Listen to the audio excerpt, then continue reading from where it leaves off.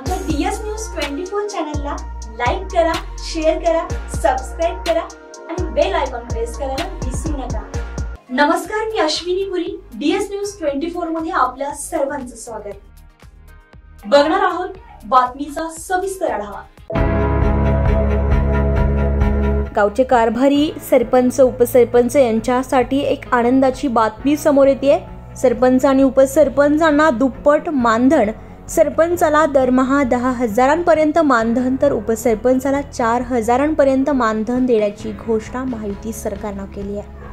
महाराष्ट्रातील सरपंच आणि उपसरपंच यांच्यासाठी एक मोठा आणि महत्त्वाचा निर्णय महायुती सरकारने घेतलेला आहे। त्यांचं मानधन दुपटीने वाढवलंय।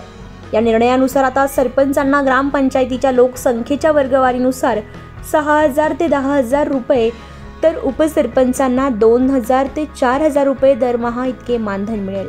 सध्या सरपंचांना 3,000 पासून ते 5,000 रुपये इतकं मानधन मिळतंय, तर उपसरपंचांना दरमहा 1,000 ते 2,000 रुपयांपर्यंत मानधन मिळतंय।